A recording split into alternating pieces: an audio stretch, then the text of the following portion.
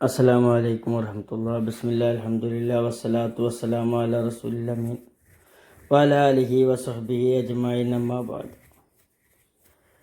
ആശങ്കയിൽ ഏറ്റവും പ്രധാനപ്പെട്ട ഒരു ആശങ്കയാണ് ഞാൻ എന്ന് മരിക്കും, എവിടെ വെച്ച് മരിക്കും, മരണത്തിൻ്റെ രൂപം എന്തായിരിക്കും ആ സമയത്ത് എനിക്ക് അവസ്ഥ എന്നൊക്കെ ചിന്തിച്ച് ആശങ്കപ്പെട്ട് ജീവിക്കുന്ന ആളുകളുണ്ട്. യഥാർത്ഥത്തിൽ ജീവിതവും മരണവുമൊക്കെ നിയന്ത്രിക്കുന്നത് അല്ലാഹുവാണ്. ഒരു ശാരീരിക സുരക്ഷയ്ക്ക് വേണ്ടത് ചെയ്യുക, പക്ഷെ ജീവൻ നൽകുന്നതും ജീവൻ തിരികെ എടുക്കുന്നതും അല്ലാഹുവാണ്. 12 വർഷങ്ങൾക്ക് ശേഷം ആറ്റുനോറ്റൊരു കുട്ടിയുണ്ടായി. 2 മാസമാണ് ജീവിച്ചത്.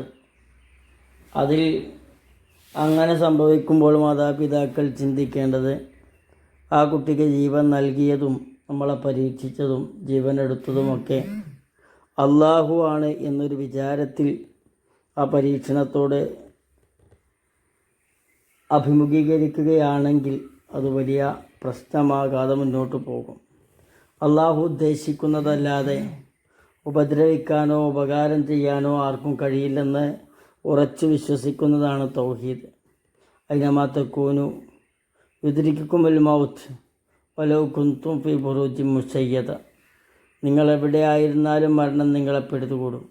നിങ്ങൾ ഭദ്രമായി കെട്ടി ഉയർത്തപ്പെട്ട കോട്ടക്കുള്ളിലാണെങ്കിൽ പോലും അത് അടുത്തേക്ക് വരും. നിശ്ചയിച്ചതിനൊരു തടസ്സവും ഉണ്ടാവുകയില്ല.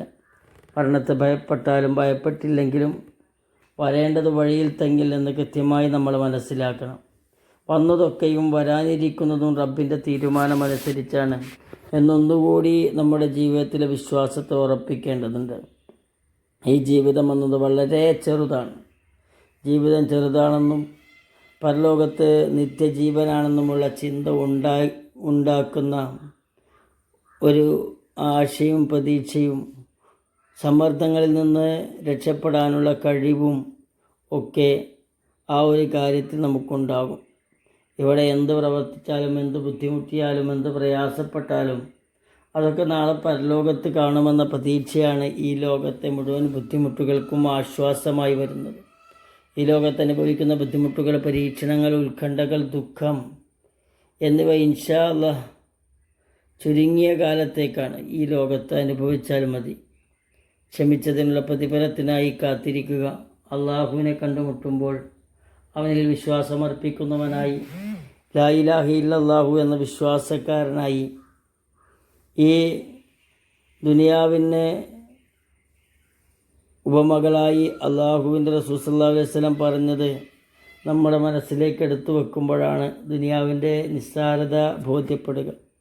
ഒരു കുരുവിക്കുഞ്ഞ് തൻ്റെ കൊക്കുകൊണ്ട് സമുദ്രത്തിൽ കൊത്തുകയും അതിൻ്റെ കൊക്കിലുണ്ടാവുന്ന ചെറിയ നേർത്ത വെള്ളത്തുള്ളി പോലെ ദുനിയാവ് അത്രയും നിസ്സാരവും, ആ പാരാവാരം കിടക്കുന്ന കടൽ, ആ കടലിലെ വെള്ളത്തുള്ളികൾ ഈ വെള്ളത്തുള്ളിയോട് ഡിവൈഡ് ചെയ്താൽ എത്രത്തോളമുണ്ടോ അത്രയും പരലോകം ദുനിയാവിൻ്റെ ഇരട്ടിയാണ് എന്ന് നബി സല്ലല്ലാഹു അലൈഹി വസല്ലം പറഞ്ഞിട്ടുണ്ട്. അതേപോലെ മറിഞ്ഞ ചത്ത ഒരാടിനെ കാണിച്ചു കൊടുത്ത് ഇതാർക്ക് വേണമെന്ന് ചോദിക്കുമ്പോൾ ആർക്കും വേണ്ട എന്ന് പറയുമ്പോൾ നിങ്ങളുടെ കാലശേഷവും നിങ്ങൾ ഇങ്ങനെ ആയിരിക്കും, അഥവാ ഇത്രയും നിസ്സാരമാണ് ജീവിതം എന്ന് റസൂലുള്ളാഹി സ്വല്ലല്ലാഹു അലൈഹി വസല്ലം പറയുകയാണ്. ഒരിക്കൽ റസൂലുള്ളാഹി സ്വല്ലല്ലാഹു അലൈഹി വസല്ലം പറഞ്ഞു, കൊതുകിൻ്റെ ചിറക് എത്ര നിസ്സാരമാണ്, അത്ര പോലും ദുനിയാവിന് അല്ലാഹു സുബ്ഹാനഹു തആല വില കൊടുക്കുന്നില്ല. ഒരു മഴ പെയ്ത് തോരുന്നത് പോലെ നമ്മുടെ ജീവിതം പെട്ടെന്ന് കുറഞ്ഞ സമയത്ത് കൊണ്ട് അവസാനിക്കും.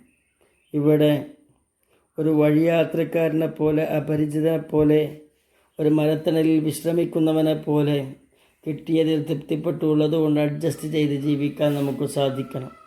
ഒരു ലോഡ്ജിലോ ഒരു ഹോസ്റ്റലിലോ താമസിക്കുന്നവൻ, അല്ലെങ്കിൽ ആശുപത്രി കിടക്കയിൽ 2 ദിവസം അഡ്മിറ്റ് ആവുന്നവൻ താൽക്കാലികമായി ആ ബെഡും ആ വിരിപ്പും അവിടെയുള്ള ബാത്റൂം ഉപയോഗിക്കുന്നത് പോലെ വളരെ താൽക്കാലികമായി മാത്രമാണ് നമ്മൾ നമ്മുടെ ജീവിതത്തിൽ ഈ വിഭവങ്ങളൊക്കെ ആസ്വദിക്കുന്നതും അനുഭവിക്കുന്നതുമെന്ന യാഥാർത്ഥ്യം ഒരിക്കലും നമ്മൾ മറക്കാൻ പാടില്ല.